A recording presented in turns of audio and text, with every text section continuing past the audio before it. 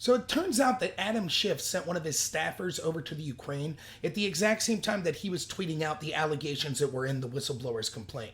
So this is from Jack Posobiec in his Twitter page, which I recommend checking out if you don't already. He says, breaking, Adam Schiff sent a House intel staffer to Ukraine during August 21st through 31st, 12 days after receiving the whistleblower complaint. The same week, Schiff posted his Ukraine military aid tweet in August 28th. Now, if you see here, you can see on the right Schiff's tweet, and it says, Trump is withholding vital military aid to the Ukraine while his personal lawyer seeks to help from the Ukraine government to investigate his political opponent. It doesn't take a stable genius to see the magnitude of this conflict or how destructive it is to our national security. These are similar complaints that were being made in the whistleblower allegation. So what's troubling is that we now see that Schiff actually sent one of his staffers over at the exact same time he was making this tweet. He still had a staffer that for 3 days was still in the Ukraine. And this is going to be a big story for multiple reasons. First is you'll see as we go to the actual document, here you can see Adam Schiff signing the permission of it.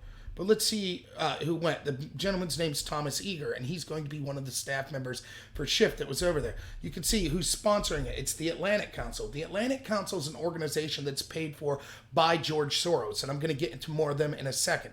But you see this organization that's sponsored by George Soros is funding to have this staffer of Adam Schiff's go over and talk to Ukrainians. Specifically on the agenda was to talk to Poroshenko.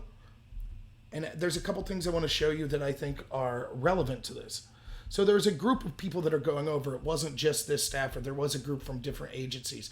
But what's interesting is what it says specifically why this gentleman is an expert and why he would be beneficial for him to go over. So we see Thomas Eager, professional staff member, Permanent Select Committee on Intelligence. That's Adam Schiff's select committee. This is a staffer for him. Reason for inviting. Ukraine and the surrounding region are relevant to the staffer's official professional portfolio at the House of Representatives. In other words, it's relevant to his official duties as a staffer for Adam Schiff because Adam Schiff's on the Permanent Select Committee on Intelligence. So what does that mean? Schiff is, we know, at the same time tweeting out his interest in the Ukraine. And possibly Trump pressuring them through Rudy Giuliani to find dirt. Now, the accusation that Schiff and his company are making is, and Schiff and his group, is that it's illegal for Trump to seek dirt on a political opponent from the government of Ukraine. Schiff's gone so far as to say a quid pro quo isn't necessary. That means he doesn't even think that he has to prove that Trump made any threats of withholding aid in order for this to be impeachable and illegal. But that would mean that Schiff quite possibly is doing the exact same thing that he's accusing Trump of. Remember, we know that August 28th, Schiff's tweeting about how he has a problem with Trump potentially doing this, or potentially holding aid, or potentially sending Rudy Giuliani over to get dirt. Meanwhile, his staffer's over there talking to Ukrainians as a member of the House Select Intelligence Committee. Did he talk to people and seek to get information as to what Donald Trump said to them? Because if that staffer asked one question to anybody in the Ukrainian government about Trump's conversation, literally Adam Schiff is then guilty of the very thing he accused Trump of. Because he sent someone over to the Ukraine seeking to get possible evidence as to crimes that Donald Trump committed. Now let's see the type of people that he talked to. One of the people that they're talking to specifically. They're going to meet with Petro Poroshenko, former president of Ukraine, head of the European Solidarity Party. Topic of discussion, the new governmental administration, the European Solidarity Party's priority in parliament, the Minsk process, Ukraine-Russia relations. Staffers will hear from the former president of Ukraine and will learn about his future plans along with his thoughts and policies on the new administration. There are also all sorts of Rada members. Those are members of the party. You can see dinner with newly appointed Rada members.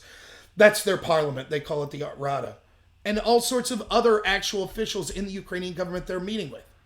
We know that it was on Schiff's mind that he was talking about Trump potentially sending Giuliani. If his staffer talked to one of these government officials anything about Donald Trump, potentially discussing investigations or things like that, that proves that Schiff's staff was trying to get evidence on Trump. Now, is this proof that that's actually what occurred? No, I'm not saying that, but it's reason that we need to subpoena who this person is, Thomas Eager. We need to subpoena him and get him on the record of exactly who he talked to, exactly what those conversations were about, and then subpoena the people that he claims to have talked to see what those conversations are about. Now remember, this was sent by the Atlantic Council. That's the last document you see here. This is from the Atlantic Council. On behalf of the Council, it's my pleasure to invite you to the staff delegation. Since its founding, we've been the go-to resource in issues pertaining to Eurasia. The situation in Ukraine remains critical, blah, blah, blah. Now, who is the Atlantic Council? Here's an article from the Daily Caller. Facebook's partnering with the Atlantic Council to combat election meddling. The Atlantic Council, an anti-President Donald Trump, George Soros-funded think tank, has a stellar reputation for looking at innovative solutions and hard problems. The Atlantic Council violated their own ethos and policies and possibly even IRS 503 regulations, the Daily Caller reported in October 2016. During that election, a top official at the think tank didn't disclose he offered to be a surrogate for Hillary Clinton. The Atlantic Council's Adrian Erst, Latin America Center Director Peter Schechter sent the emails, which brought into question whether the think tank violated IRS violation. It gets its funding from a program of leftist billionaire George Soros' Open Society Foundation called Open Society Initiative for Europe. Also has political ties to the government of Turkey. The Atlantic Council has a history of being anti-Russian. The think tank has published reports on how the U.S. could get tougher on Russia. So that's who the Atlantic Council is. Now, why is this important? Remember, every time that you're told Biden wanted this prosecutor fired because everybody thought this prosecutor was guilty and they have to get rid of him. But who do they cite when they say this? Every single one of the articles. Let's just pull up one. Vox, right? So here's them defending. I'll go to the top of the article so you can see it. It says, the facts behind Trump's bogus accusations about Biden and Ukraine. We know that Biden admits he extorted them to get this prosecutor fired. Their defense is quite simply, yes, well, everyone wanted this prosecutor fired, therefore, no big deal. But that's not going to be as simple as I've talked about in my previous videos. So who do they cite that talks about everyone wanted this person fired? Well, the first is Shokin's deputy, Vitaly Kasko, who says Shokin was corrupt. But there's questions of whether or not Kasko himself had to step down. Both resigned. Both Shokin and Kasko stepped down. So that's not really proof of anyone. Someone vindictive that worked in the office saying that. The second person, they say, it wasn't just the U.S. that wanted Shokin gone. Many other Western European officials, including the IMF's then managing director, Christine Lagarde, also insisted Ukraine was doing far too little about the corruption. So in 2006, Biden said he told the Ukrainian government he was going to threaten him with $1 billion. Here's the plaintiff. But Biden may have taken credit for it. This was hardly his idea. Everyone in the Western community wanted Shokin sacked, says Anders Aslan, a senior fellow at the Atlantic Council. All of the articles is quoting this Anders Aslan character. So they quote the Atlantic Council saying, all of these Obama allies, these pro-globalist European Union people, and people like from the IMF wanted Shokin fired. So yes, a bunch of people that are already ideologically bent towards Obama wanted this person out. That proves nothing. The Atlantic Council, the person saying that, they don't give you specifics. They don't talk specifically about what's going on, what the corruption was. Everybody just repeats this verbatim. There was corruption. There was corrupt. That person was corrupt. He was corrupt. But they're citing people that work for George Soros, that are funded by George Soros, that hate Trump, that are vocally anti-Trump. And they don't give any evidence. They just say, well, we all agree he was corrupt. That would never be an acceptable explanation if Trump fired a prosecutor looking into his son. Well, a bunch of agencies that were pro-Trump and that were anti-Hillary Clinton said that person was corrupt, but it's okay. Now, you might be saying, but wait, this article specifically says Christine Lagarde. George Soros, the 83-year-old billionaire investor, got married for a third time on Saturday in a modest New York ceremony. He wed a 42-year-old education consultant, Tamiko Bolton. His 5 children were among the guests. Other guests included Christine Lagarde.